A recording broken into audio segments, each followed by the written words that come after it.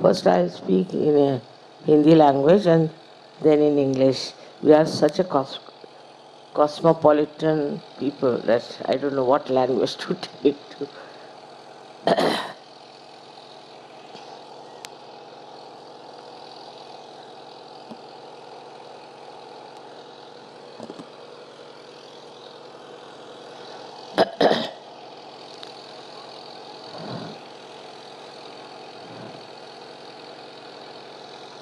आज हम लोग शिव जी की पूजा करने जा रहे हैं।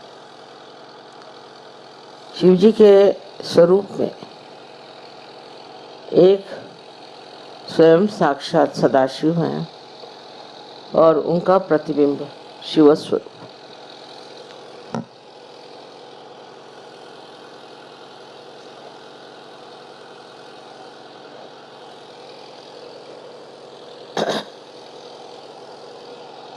ये शिव का स्वरूप हमारे हृदय में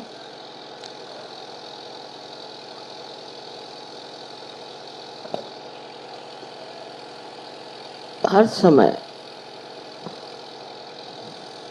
आत्म स्वरूप बन के स्थित है। ये मैं नहीं कहूंगी कि प्रकाशित है। जब कुंडलिनी का जागरण होता है तो ये शिव का स्वरूप प्रकाशित होता है और वो प्रकाशित होता है हमारे नसों में। चैतन्य के लिए कहा मेदे स्थिति। प्रथम इसका प्रकाश हमारे मस्तिष्क में, ब्रेन में पहली मर्तबा हमारा हृदय का और हमारे मस्तिष्क का या ब्रेन का योग घटित होता है। नहीं तो सर्वसाधारण तरह से मनुष्य की बुद्धि एक तरफ और उसका मन दूसरी तरफ दौड़ता है।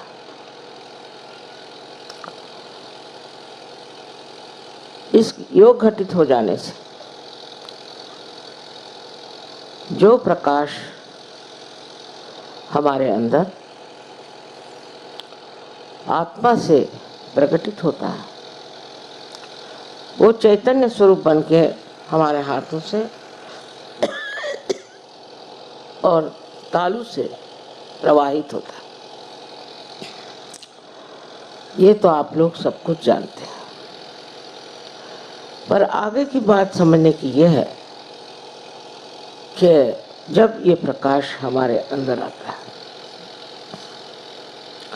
तो धीरे धीरे हम देखते हैं हमारी जिंदगी बदलने लगती। हमारे अंदर का क्रोध और अनेक जो हमारे शत्रुपी हैं वो खत्म होने लग रहा। धीरे धीरे सब चीजें गिरती जाती है और मन में श्रद्धा प्रस्थापित होती है। श्रद्धा में जाग बुद्धि जागृत होती है। किसी भी चीज का महत्व नहीं रह जाता।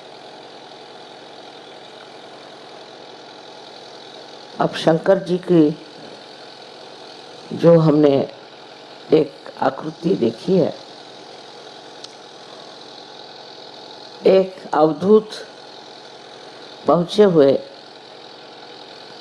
एक बहुत कोई अवलिया हो उस तरह के होते। उनको किसी चीज की सुध बुध नहीं, बाल बिखरे हुए हैं, जटाजूट बने हुए हैं, कुछ नहीं तो बदन में कौन से कपड़े पहने, क्या करें, इसका कोई विचार नहीं।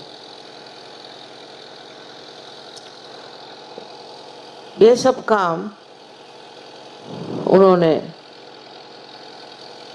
नारायण को, विष्णु को दे दिया। वे स्वयं मुक्त व्याघ्र का चर्म पहन करके घूमते हैं और इनकी सवारी भी नंदी की है, जो किसी तरह से पकड़ में नहीं आ सकता। कोई घोड़े जैसा नहीं जिसमें लगाम हो कुछ, जहाँ नंदी महाराज जाए वहाँ शिव जी चले जाते। उनको किसी चीज में कभी भी ये ख्याल नहीं आता कि लोग क्या कहेंगे, दूसरों का क्या विचार होगा। हम अगर ऐसे कपड़े पहन के और नंदी पे बैठ कर के इधर उधर भटके तो लोग हमें क्या कहें, क्योंकि वो अपने ही अंदर समाये हुए हैं, अपने ही खुशियों में बैठे हुए हैं। उनको कोई भी संसार से ये मतलब नहीं है कि दुनिया हमें क्या कहेगी,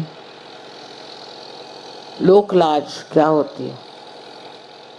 ये तो इनके विवाह में भी आपने वर्णन सुना होगा कि जब ये विवाह करने आए तो श्री विष्णु ने जब देखा तो उन्होंने सोचा ये क्या दूल्हा मेरे बहन के लिए आया है बेकार का, इससे कैसी मेरी बहन शादी करे। लेकिन पार्वती जी जानती थी कि उनके योग्य यही पति जो एक मस्त मौला आदमी, किसी चीज की उनको कदर नहीं। सब चीजों से जब आदमी ऊपर उठ जाता है तो उसके लिए सब चीज एक किंचित पदार्थ हो जाते, उसका ध्यान इस ओर नहीं जाता। ये शिव जी का जो अवतार हम लोग देखते हैं बहुत हमें प्यारा लगता है, मोहक लगता है, और सब लोग सोचते हैं कि शिव जी का सारा ही काम कुछ तो भी विशेष। लेकिन जब सहयोगियों में शिव जी का प्रकाश आता है तो उनका भी जीवन बदलने लग जाता है। मैंने देखा है कि इससे पहले कि सहयोग में आए, औरतें भी आदमी भी बहुत सज धजना पसंद करते थे। सारा ध्यान इसी में रहता था कि आज क्या पहने, कल क्या पहने। और आजकल तो इसका प्रादुर्भाव बहुत हो गया है, क्योंकि सब जगह बहुत सारे ब्यूटी क्लिनिक निकल आई हैं, ये है वो है, तो औरतें इसमें बहुत फंसी। पर जब अंदर से निखार आपके सौंदर्य का इस प्रकाश से आता, तब इन सब चीज़ों का कोई महत्व नहीं है। उसी तरह आराम भी एक तरह से आत्मा का ही आराम मनुष्य खोजता है। अपने आराम से दूर रहता है। इसमें जो परदेसी लोग हैं इनको देखिए, ये बड़े बड़े घरों में रहते हैं, इनके पास मोटरें हैं, सब कुछ रईस हैं, पर यहाँ आते हैं तो हर जगह समाये रहते हैं। लेकिन हिंदुस्तानियों का ये हाल नहीं। हिंदुस्तानी अब भी जहाँ जाते हैं उनको बाथरूम चाहिए अटैच्ड, पता नहीं और दुनिया भर की चीज़ें। अभी तक इससे उठ नहीं पाया। स्वभावतः मुझे आश्चर्य होता है कि अपने गरीब देश में भी लोगों में अभी काफ़ी कामनाएं बची। बड़ी आश्चर्य की बात है। अभी लोगों ने कहा कि माँ एक आश्रम के लिए बड़ी सी जगह ले लो। हमारे हिंदुस्तानी कभी आश्रम में रहते नहीं। अभी ये आश्रम हम लोगों ने लिए जब बनाया, कि मेहनत से खर्चा करके, इसमें रहने के लिए कोई तैयार नहीं। हमने कहा बाबा हम तुमको तनख्वाह देते हैं, तुम रहो, नहीं तैयार। मेरा जो जन्म स्थान है छिंदवाड़े में, उस घर के लिए इतना रुपया पैसा खर्चा किया, और मैंने कहा जो रिटायर्ड हो गए वहाँ रहें, बड़ी अच्छी आबो हवा है, हिल स्टेशन है, कोई तैयार नहीं। सब अपनी आराम के सोचते हैं। इन लोगों में बात नहीं है। ये लोग आश्रमों में बहुत सुख से, मेरा घर, मेरी जगह, मेरी बीबी, खाना बनना चाहिए इस तरह से, यही खाना खाएंगे। हम लोग इतने स्वाद में उलझे हुए हैं इन लोगों में ये स्थिति नहीं। हिंदुस्तानी खाना भी शौक से खाते हैं, लेकिन मुझे मालूम है जब हिंदुस्तानी आते हैं कबीला तो अपनी रोटियां पराठे वराठे बांध के लाते हैं, अचार वचार लेके आते हैं, क्योंकि उनके जीभ से नहीं उतरेगा। अभी तो जीभ में ही सब फंसा हुआ है। सो ध्यान करने से जब तक ये चीजें छूटेंगी नहीं तो आप धर्म से परे नहीं जा सकते। एक छोटी सी बात समझने की है कि त्याग में भी हम लोग कम पड़ जाते हैं। इस बार इन्होंने कहा माँ आप इतनी बड़ी जमीन ले रहे हैं, इतना खर्चा करें तो पूजा के लिए थोड़ा सा ज्यादा पैसा कर दो। न जाने कितनी चिट्ठियां मेरे पास आए कि आप पूजा का पैसा कम कर दीजिए, पूजा का पैसा कम कर दीजिए, पूजा। अरे भाई, एक बार दिल्ली में ये पूजा हो रही, उसमें भी चिट्ठियों पे चिट्ठियां, पूजा का पैसा। पान खा करके लोग फेंक देंगे, लेकिन पूजा में जरूरी पैसा नहीं। आपसे कभी हमने कोई पैसा नहीं लिया, सारी चीजें अपने ही दम पर सब करी है। लेकिन इतना सा भी कहते ही, देखिए आज आधा मंडप खाली, क्यों? क्योंकि पूजा का पैसा नहीं देना। और फोन करते हैं कि हमारा पूजा माफ कर दीजिए, हमारी पूजा। अरे भाई, कोई आप कम नौकरी हो ऐसा नहीं, हमारे पति देंगे, मैं नहीं दूंगी। मुझे बहुत आश्चर्य होता है। अभी अगर कोई अवघड़ गुरु होते तो आप लोगों को सबके बाल मुंडा करके और आपको गेरुआ वस्त्र पहना के सर के बल खड़े करते। लेकिन मैं ये नहीं चाहती, क्योंकि सहज की बात है, सब चीज सहज में आना चाहिए। हमने बहुत लोगों को त्याग करते अपने जीवन में देखा है, पर आजकल लोगों में वो मैंने देखा नहीं। हमारी माँ का मुझे मालूम है कि 6 साड़ियों से 7वीं साड़ी उनके पास हो जाए तो दे डालती।